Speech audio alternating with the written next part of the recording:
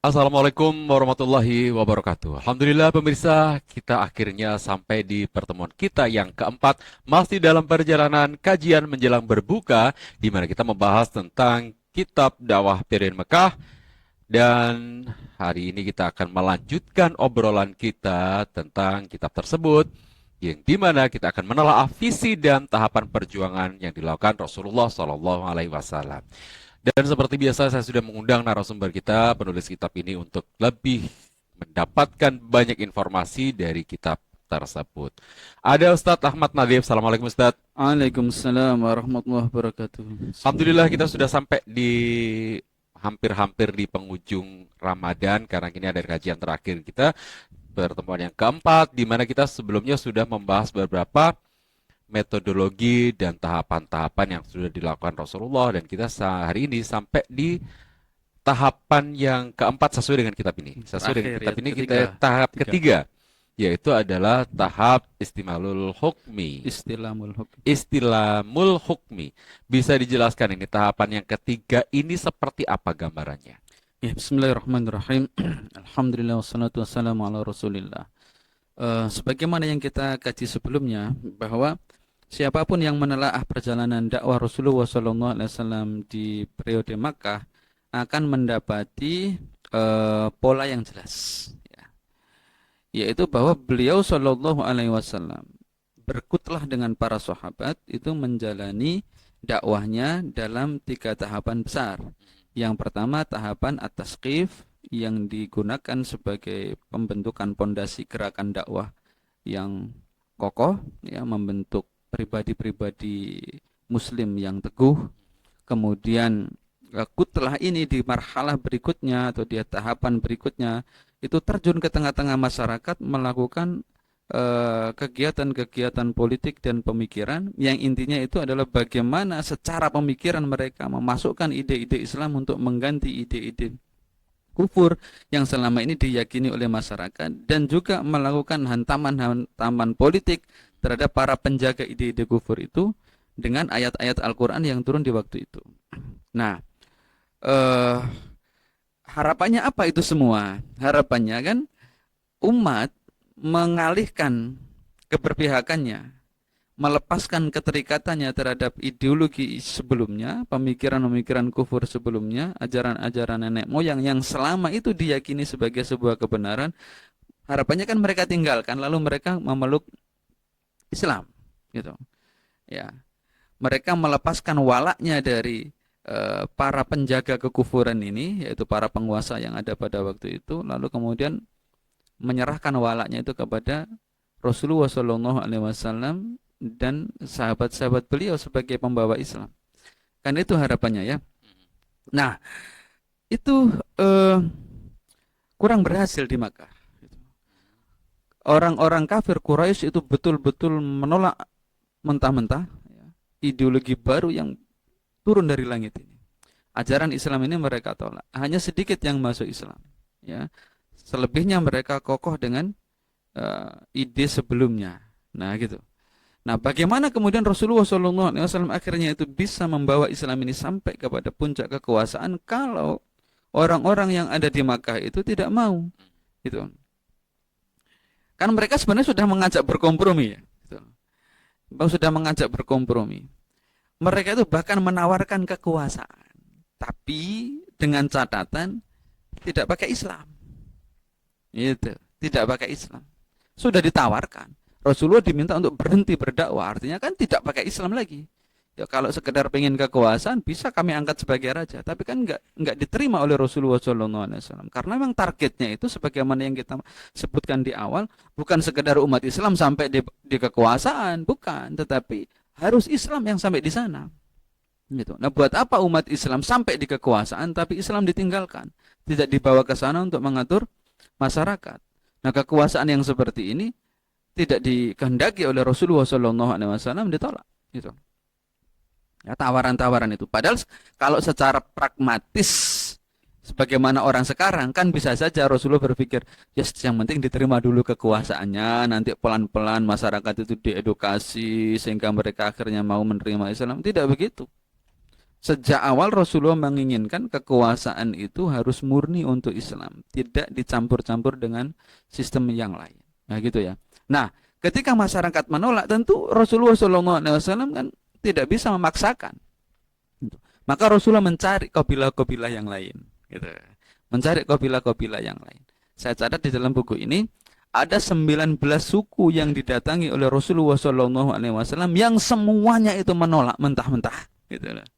Bahkan ada yang penolakannya kasar, ada yang penolakannya itu bersyarat, mau menerima tapi bersyarat. Nah, gara-gara ada persyaratan yang sifatnya duniawiyah itu, Rasulullah SAW pun tidak mengiyakannya. Sampai kemudian akhirnya setelah 19 kabilah didatangi oleh Rasulullah dan semuanya menolak, ketemulah Rasulullah SAW dengan beberapa orang dari Yasrib, gitu, dari kota Madinah. Ya, dulu kan namanya Yasrib. Itu ada 6 orang yang mau masuk Islam, gitu. Nah, 6 orang ini kemudian pulang ke Yasrib, ya. Awalnya kan mereka ketemu Rasulullah itu dalam rangka mereka ini melaksanakan ibadah haji jahiliyah, ya itu. Kan itu letaknya di Makkah kan, Ka'bah itu. Maka disitulah Rasulullah menemui mereka.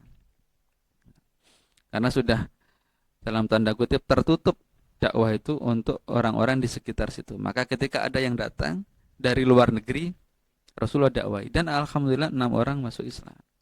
Nah, mereka ini kemudian pulang ke Yasrib dan di sana mereka berdakwah, gitu.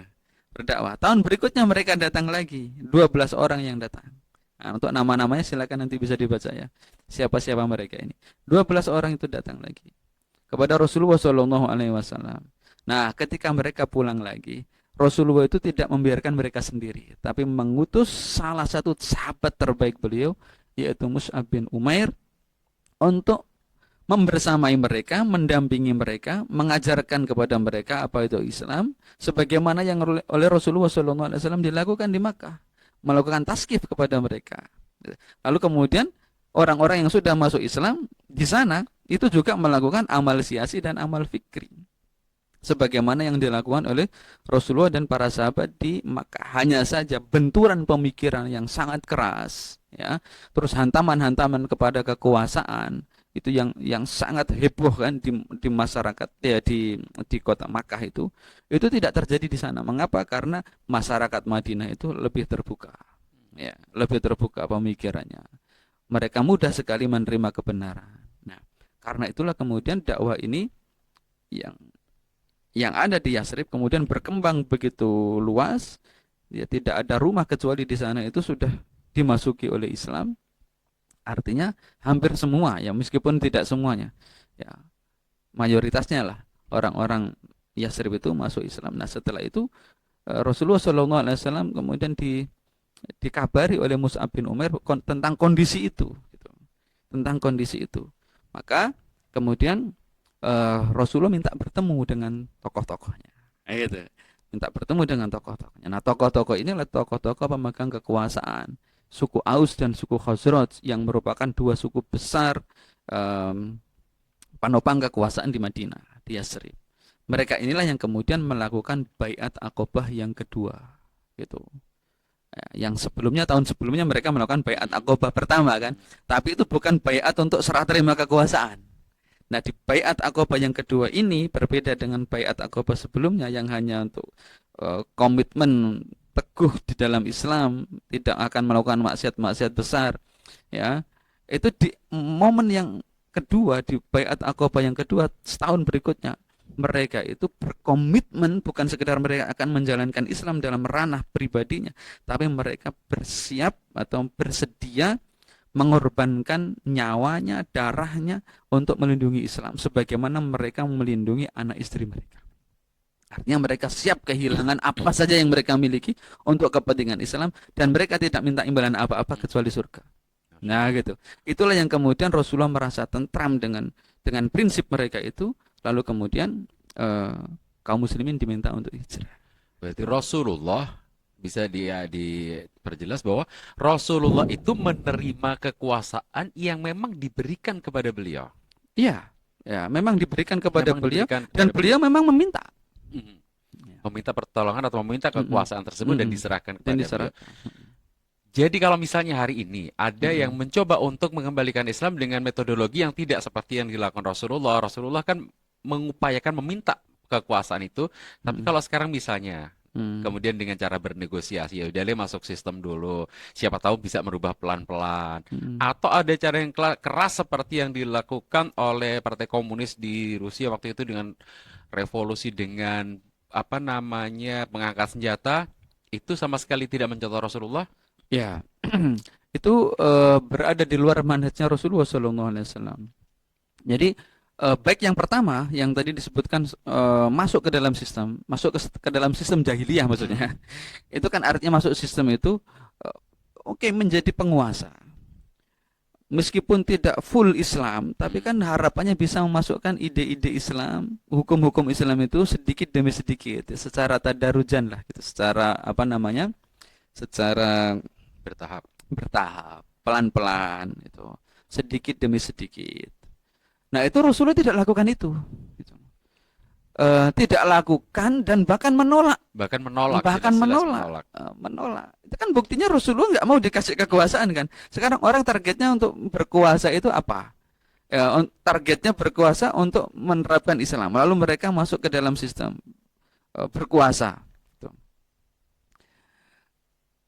Rasulullah dulu ditawari berkuasa, nggak usah ikut bertempur di dalam perhelatan pemilu, pesta demokrasi. Tidak harus ikut-ikutan yang seperti itu, tidak harus berjuang mendapatkan suara.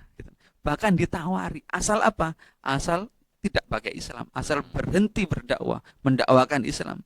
Ya, sudah. Itu kan berarti end gitu. Dakwah Islam selesai gitu. Kalau seperti itu berarti Rasulullah nanti dengan kekuasaannya tidak akan bisa menggunakan kekuasaan itu untuk berdakwah, ya kan? Gitu. Jadi berhenti di situ. Nah, itu ditolak oleh Rasulullah SAW. Gitu. Ya. Yang kedua, eh, bagaimana jika kemudian meraih kekuasaannya itu tidak dengan sukarela sebagaimana yang dilakukan oleh Rasulullah? Ya, yang itu baik-baik kan, meminta baik-baik, kemudian diserahinya juga baik-baik. Gitu. Ya, ini es itu kelamaan itu misalnya ada orang yang berpikir seperti itu kelamaan. Itu. Kalau enggak angkat senjata, kapan berhasilnya? Wong mereka itu, ya istilahnya tidak bisa dilogikakan di zaman sekarang orang mau menyerahkan kekuasaannya untuk Islam, Dengan ya, sukarela itu dengan kayaknya sukarela nggak tanpa mungkin. imbalan apa-apa itu kok kayaknya tidak mungkin itu. Nah, tapi Rasulullah SAW juga menolak model perjuangan angkat senjata sebelum sebelum kekuasaan itu dimiliki. Ya, kan Rasulullah ditawari oleh orang-orang yang tadi berbaiat Aqabah kedua itu loh. Itu ditawari untuk memerangi penduduk Mina, gitu, yang menolak dakwah. Apa diperangi aja Rasulullah. Gitu. Pada saat Rasulullah belum pegang kekuasaannya, belum hijrah ke Madinah kan, Hmm. belum mengendalikan pasukan. Sudah ditawari seperti itu. Apa kata Rasulullah SAW? Lam nu'mar bidzalika ba'd. Kita belum diperintahkan. Nah, artinya mau perang atau tidak, itu Rasulullah itu tidak berpikir secara hitung-hitungan strategis, tetapi berdasarkan wahyu. Gitu. Berdasarkan wahyu. Buktinya apa? Rasulullah mengatakan kita belum diperintahkan. Meskipun seandainya itu masuk dalam logika strategis. Gitu. Perangi aja, wong kita sudah kuat. Kita ini suku Aus dan suku Khazraj, biasa perang. Gitu. Suku-suku tukang perang ya. Suku-suku tukang perang itu sudah kuat kan pada waktu itu. Tapi Rasulullah mengatakan lam nu'mar bidzalika. Kita belum diperintahkan. Artinya ketika Rasulullah itu menjalani dakwah yang seperti itu, yang smooth, hanya bermodal kata-kata, ya, argumentasi, ya, hanya bermodal at-taskif, kemudian siraul fikri, al-kifasiasi, dan tolabun nusra, yang itu semuanya dilakukan secara verbal. Tidak ada angkat senjata sama sekali, tidak ada kegiatan yang sifatnya fisikal. Itu berarti itu semua diperintahkan oleh Allah Subhanahu wa taala. Nah, begitu. Nah, kita hari ini berada pada suasana seperti di Makkah, di mana hari ini Islam tidak menyatu dengan kekuasaan.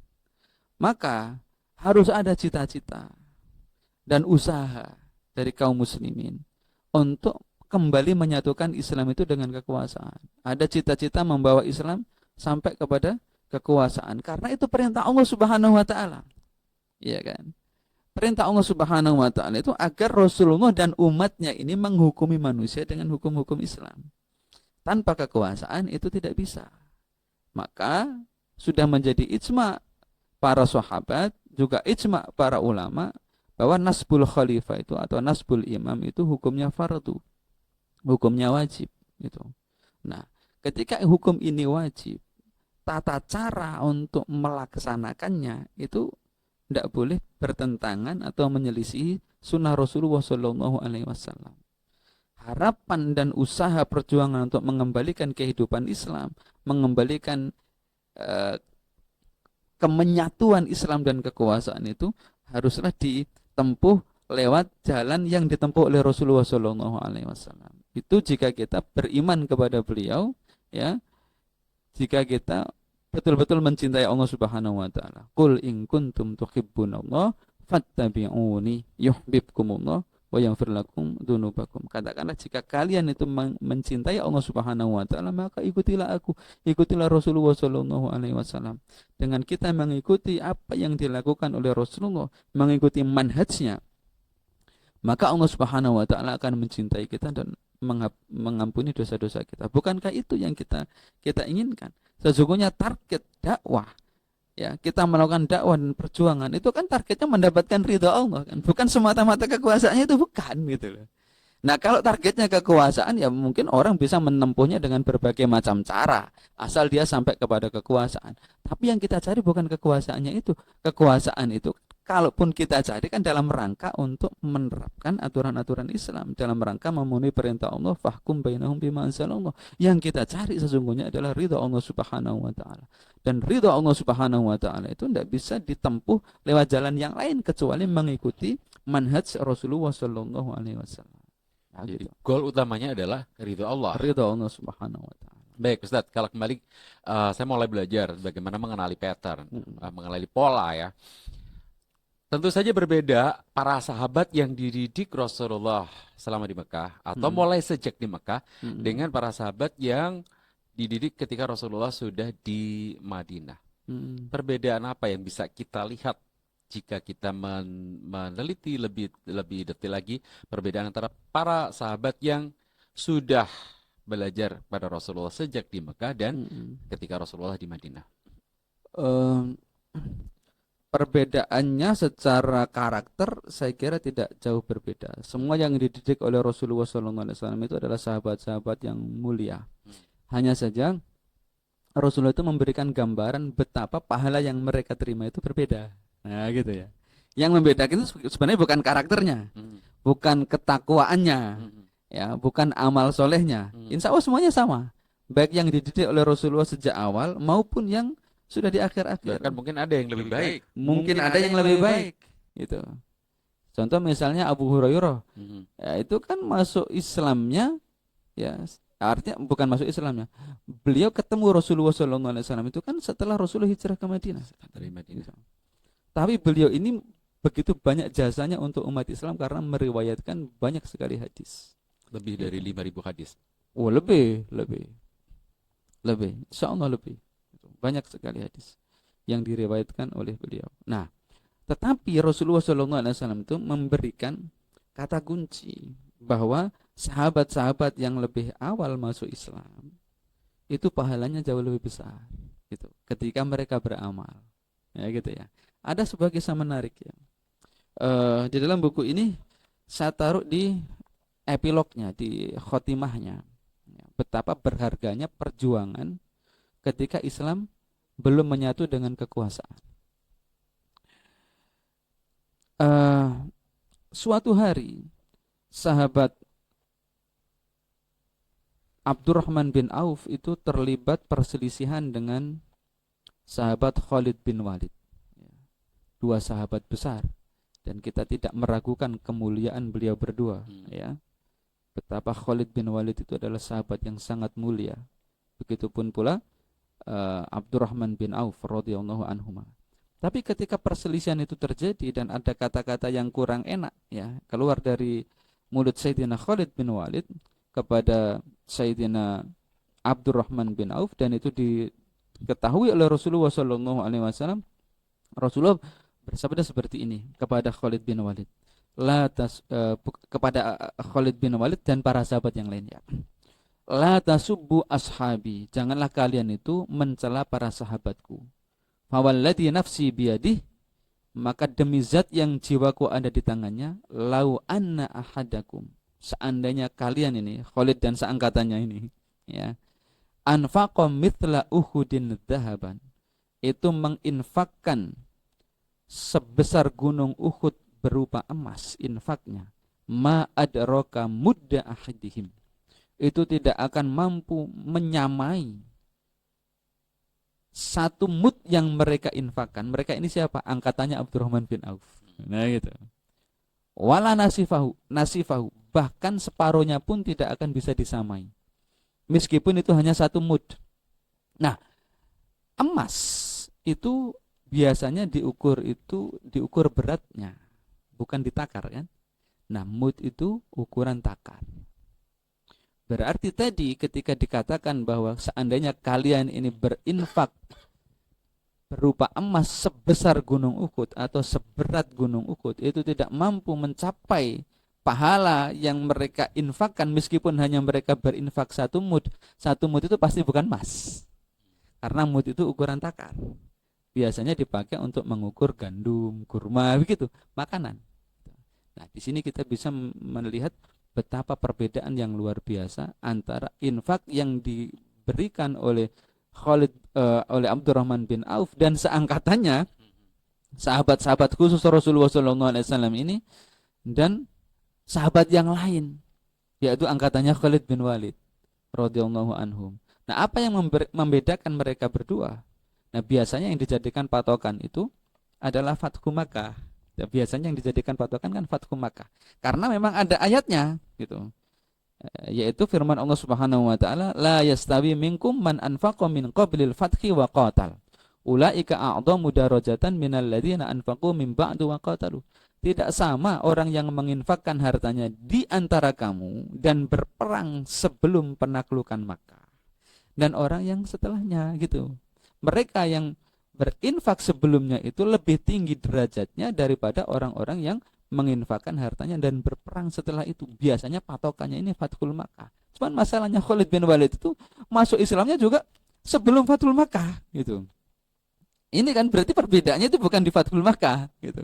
Bahkan beliau itu masuk Islam sebelum Fathul Makkah, yaitu pada momen setelah perjanjian Hudaybiyah tahun 7 Hijriah, sementara Fathul Makkah terjadinya tahun 8 Hijriah. Berarti ini setahun sebelumnya. Nah, karena itu apa yang membedakan? Gitu kan? Apa yang membedakan?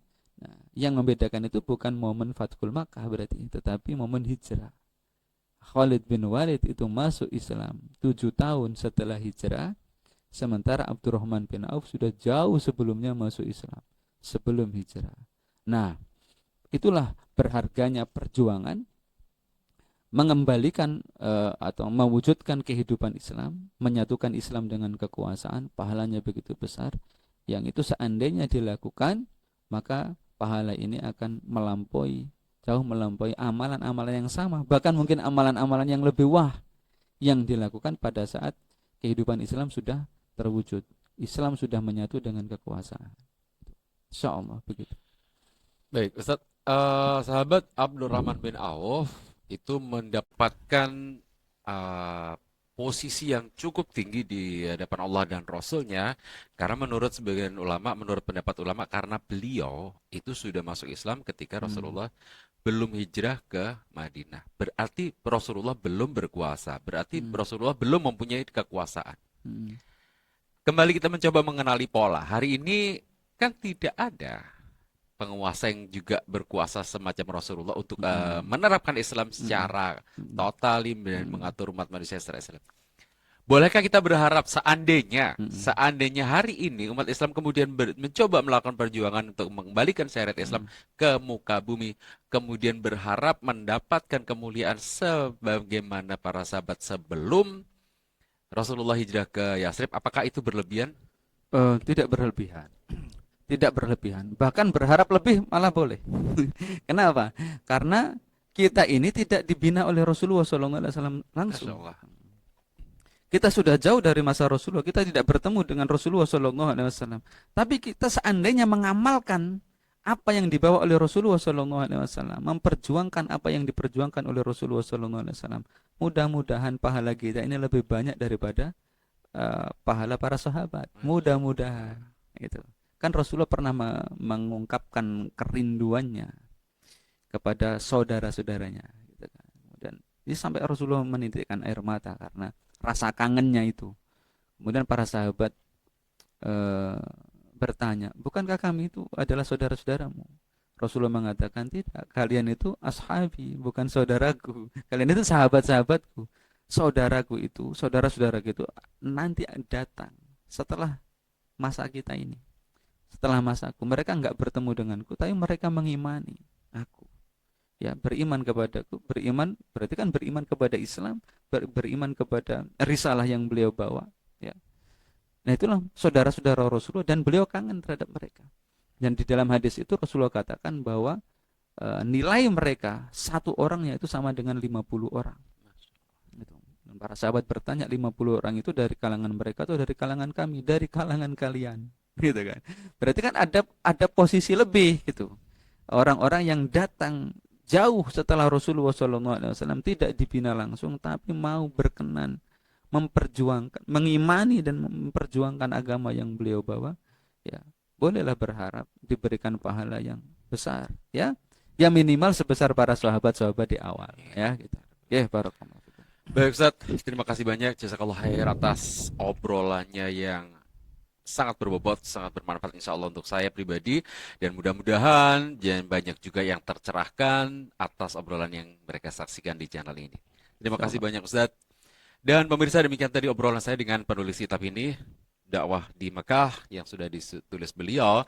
Ya, sekali lagi obrolan yang sudah kita lakukan selama 4 episode ini adalah sedikit mengupas lebih detailnya. Teman-teman bisa baca sendiri lebih jelas di kitab ini yang bisa didapatkan di aplikasi online shop di si Orange, katanya sih begitu.